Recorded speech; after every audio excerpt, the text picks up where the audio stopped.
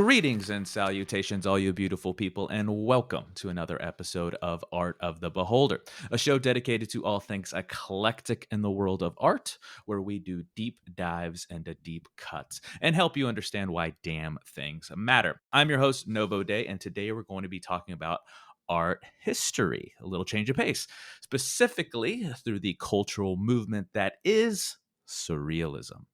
Today, I'm again joined by one of our top contributors. One would argue a cultural movement himself, Mr. T. Buck. Welcome, T. Buck. Did you do your homework? I hope you did. A lot to talk about today. I did, and while I was doing it, I managed to avoid a Donnie Darko type episode where we had a plane flying over us. I'm not making this up. Oh We yeah, I had a saw that in the news. You we guys, had like, the engine failed and like a was mile falling away from into here. a Yeah, mile away from where you live. yeah. No, No shit. I have neighbors that have found debris in their yard. That's crazy. So I live That's another crazy town day. crazy. Jesus Christ. Can't stop me. T-Buck. We are here, and we're here to talk about surrealism. Now, surrealism is important for so many different reasons, but we're going to frame it this way with our thesis. It's beyond any other movement I can think of that is simultaneously timeless and progressive at the same time, and still lingers in a lot of different kind of contemporary art that we see to this very day. We see it almost everywhere, and it started from a very poignant movement that we can put a needle down in time and be able to talk about it like this and see how it's evolved and changed and really just, infiltrated every type of different kind of art that we love so much, and how it affects us. Because unlike a unlike a landscape or a bowl of fruit, which that has its place. I'm not gonna shit on a bowl of fruit art, but that It kind of sounds like imagery. something that's never been done before. That's so simple, right? There's something about surrealism and surreal art that transports the viewer. I mean, it can be transcendental. It can make you think about things so differently from just an image or a photograph or a movie. It could essentially change and even reshape how we think about the world, about our own lives, about humanity, existentialism. It's fucking huge. I think I sold it very well. But before we can really dive into understanding the movement, the cultural movement, we need, of course, a little background. The word was coined in 1917 by Guillermo Apollinaire, and with all the homework that I did, it could be argued that he is the true godfather of surrealism. The years of consistent activities were from the 1920s to the 1950s, and from Mr. Guillermo, it actually broke into two factions, two groups, if you will, of surrealist creators and cultural movers that wanted to take the movement into different directions. Now, who's often considered the godfather of surrealism, though I would argue is Mr. Apollinaire, is you will consistently see this name in the history books. His name is Andre Breton, because part of that reason is because when it was just percolating in the 1970s, so at the end of the 1910s, it wasn't technically a movement yet. And when these two factions created manifestos, actually written documentation about what the movement is and what they want to be, that it essentially became official. And Andre Breton was one of the biggest ones on his side of the faction. We should also point out how much World War One had an influence on this movement. Well, okay, yes, I want to get to that. Okay. So I'm going to get to. I don't want to. As we all know, this isn't a political show. It's not a history show. It's an art show. So we're just going to touch very lightly on that part. But yes, I do want to get to that. And before we get to that, I do want to talk about how Breton wanted to put this movement into a lot of different things, literature and films and photography and theater and music. And I don't want to dive into all of those. We would be here for all fucking day if we did that.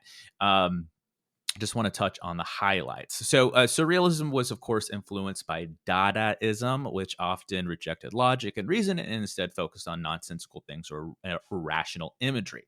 And we see that easily through different kind of surreal works. And it was often, to touch on your point, Buck, it was often anti-elite, anti-establishment, anti-bourgeoisie, and I'll let you talk about a little bit of the activism, the framing of them creating these works as an antithesis to so much of that. A big sea change in globally, especially in Europe, right after World War One. I think from a general public perspective, we had never seen a horror as a human race quite on that level before.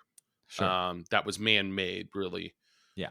And so there was a lot of disillusionment with how the structure of society, how things were. It really was the kind of the end of the old world order, with kingdoms and monarchies. Although they still exist to an extent today, obviously they're not as powerful.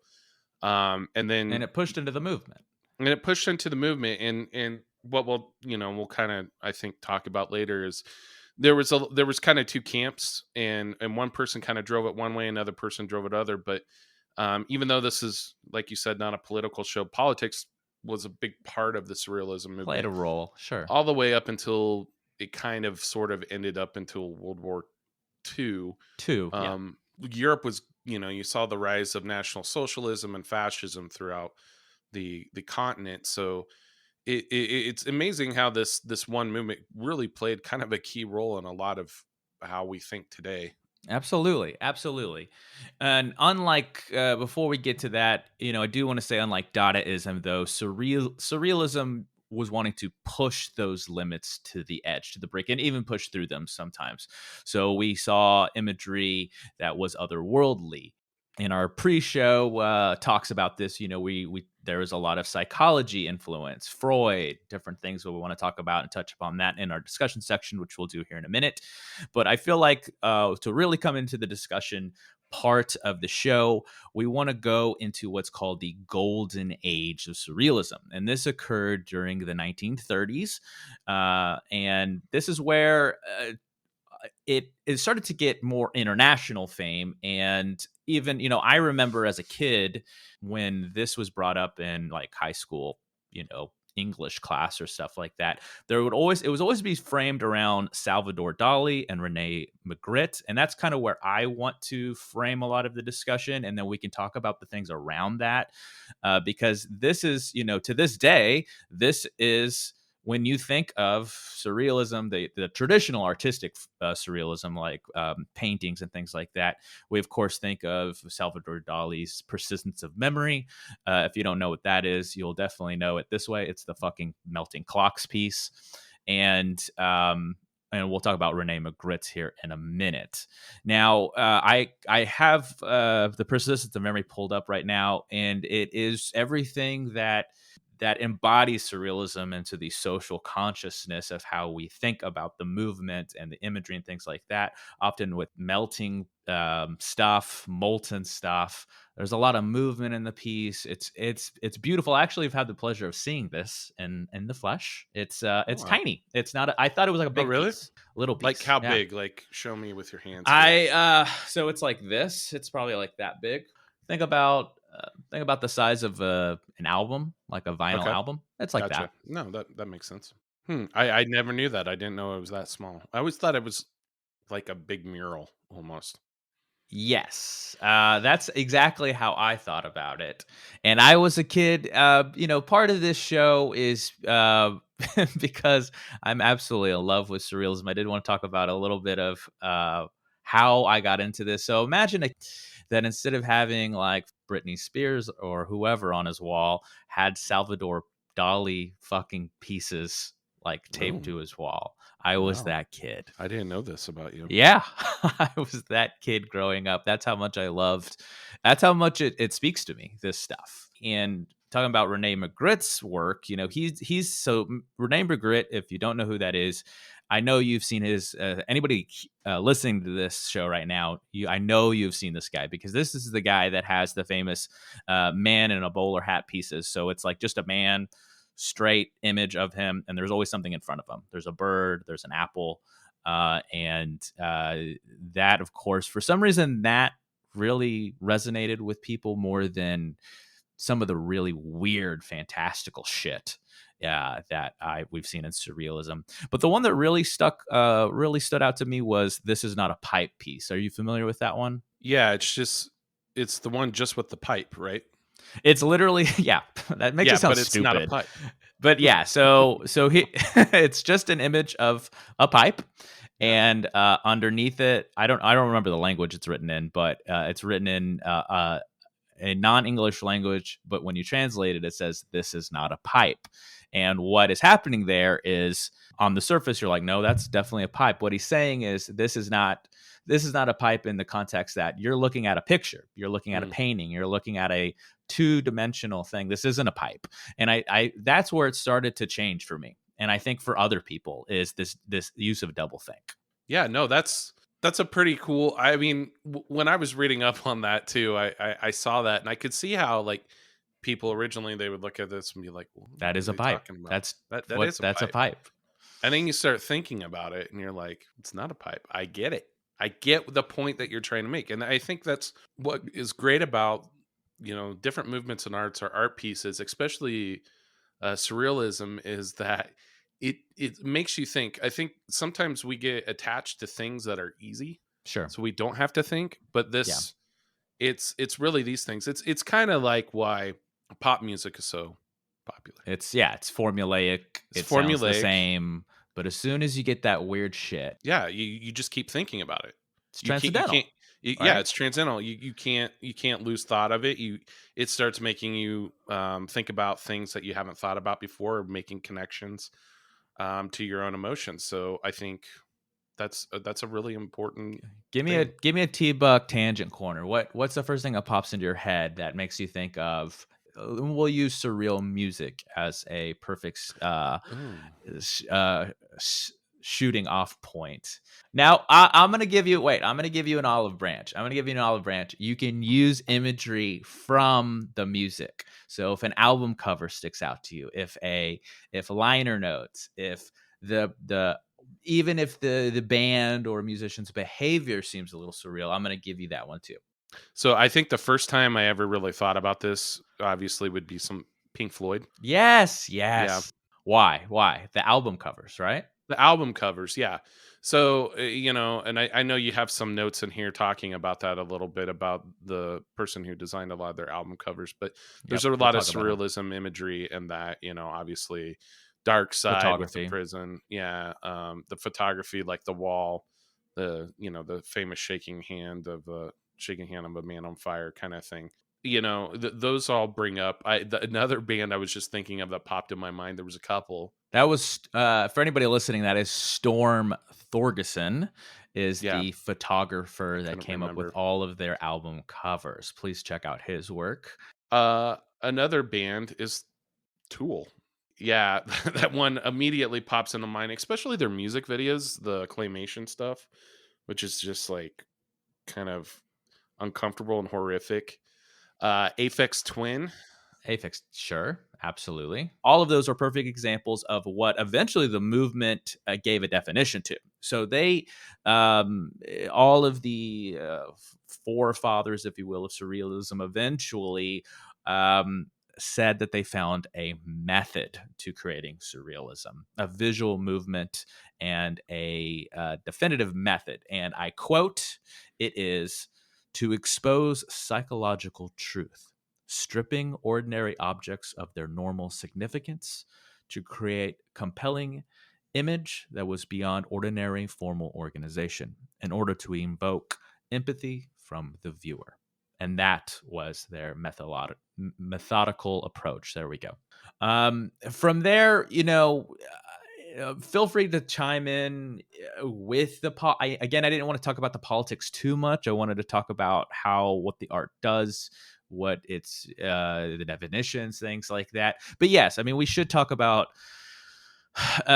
because it is rich in the art. There's anti-elite, anti-bourgeoisie, and a lot of these guys were activists. I think, especially with Brenton, he, Breton, Breton, Andre. sorry, he really wanted to push, especially towards the end of the 30s, and that's where I say you almost see two different camps.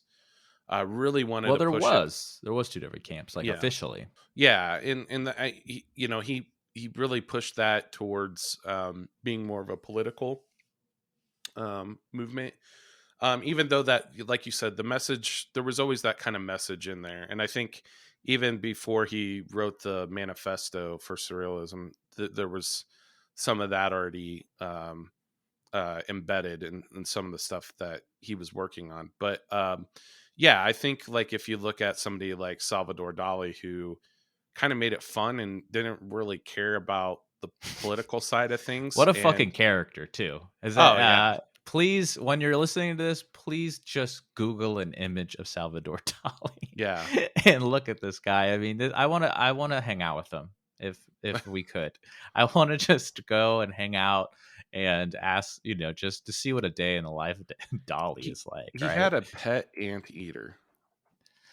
Uh, God, yeah, Yeah. we could talk about him for hours and hours, just his life, his everything like that. But again, we don't have enough time in the day to do so. But I think to your point, art. What we love about art with NDP is looking at it through the scope of history, because there's always an establishment and then there's an antithesis to something, right? There's like if you look at I was one of my favorite eras of art, especially in music and different film, etc., is late 60s and 70s. I will always talk about that a lot. And we're seeing counterculture to everything, Mhm. right? We're seeing the sex revolution, the drug culture, and we're not seeing those levels of extremes back in the 30s and 40s, but we're seeing this and this counterculture then too, right? Oh yeah, yeah. And really this movement, I think what was so important about surrealism is it came from a time when people were, I'm trying to put this in a good way. It was people were very proper and thinking outside the box, doing something that was not the norm was Was kind of hard. frowned upon. And this Yeah. really brought into our culture basically that it's okay to be weird. It's okay to be Right. different.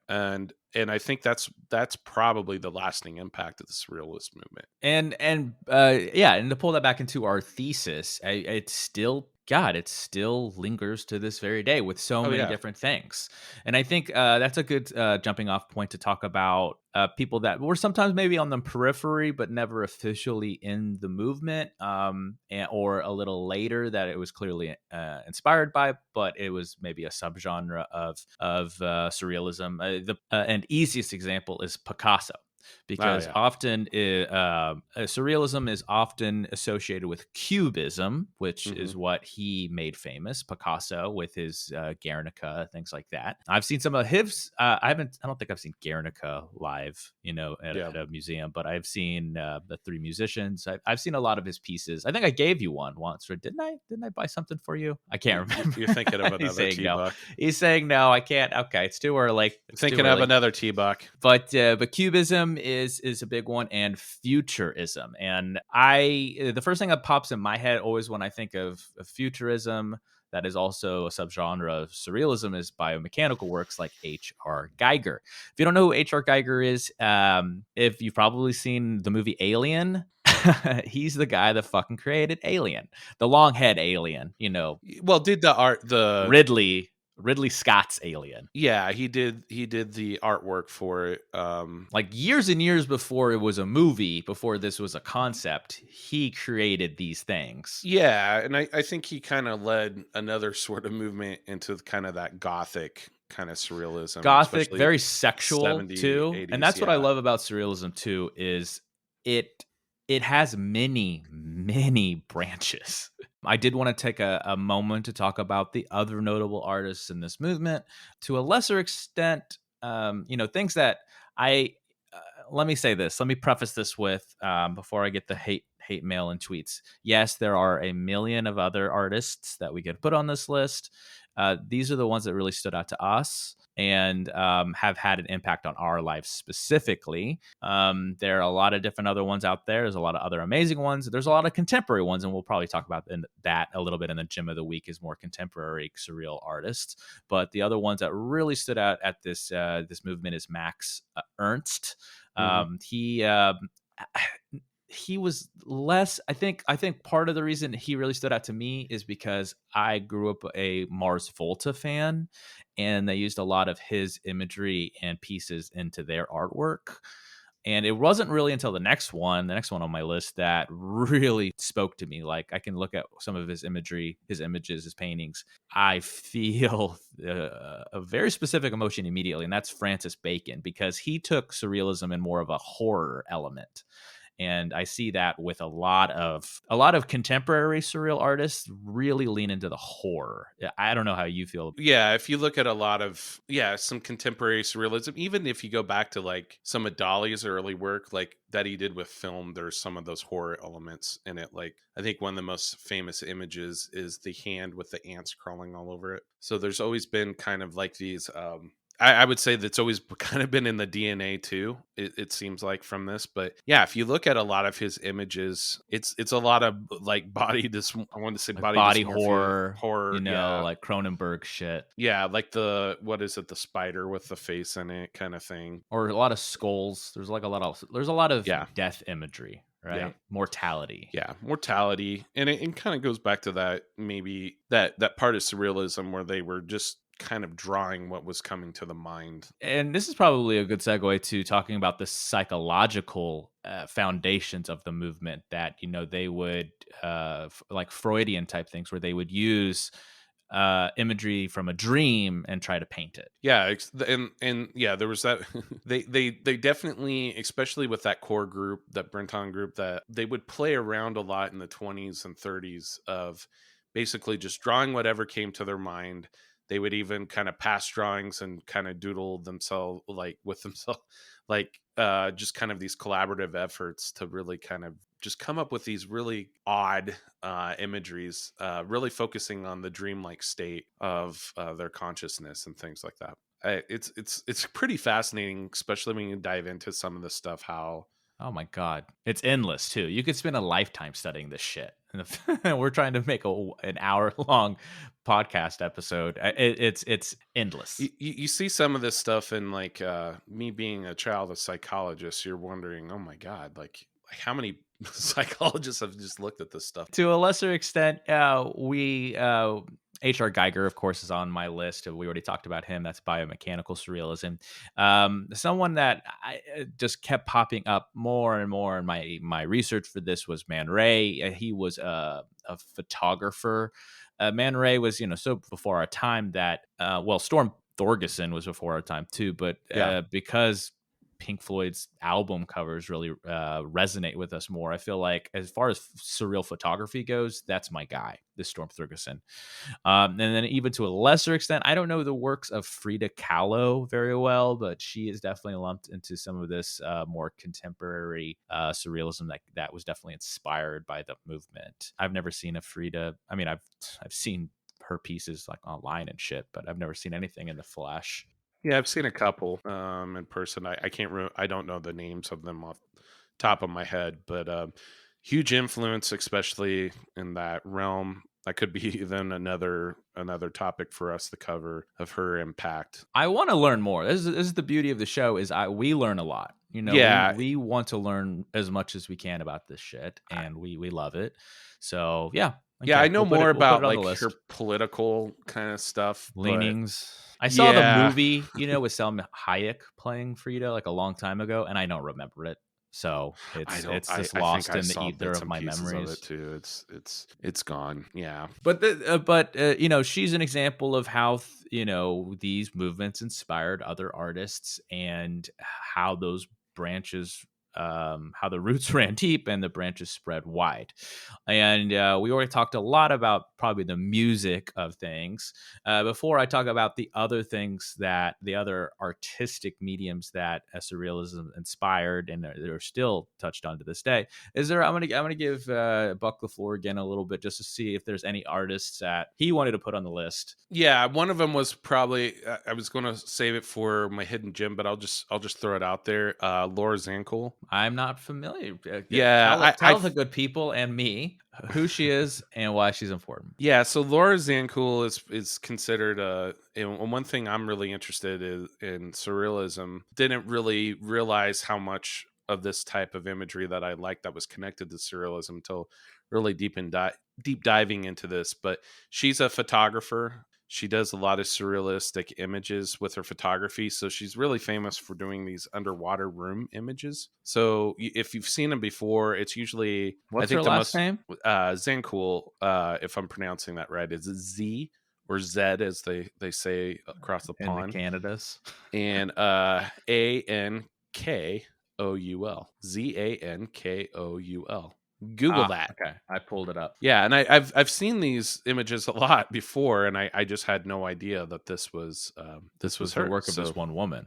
yeah, so Oh God, I love it. I'm looking at yeah, it now. so it kind of screams a lot of like mid early 2000s, some of it, which I think I originally saw this, but yeah, a very talented photographer. Well, they had like Photoshop and that stuff back then.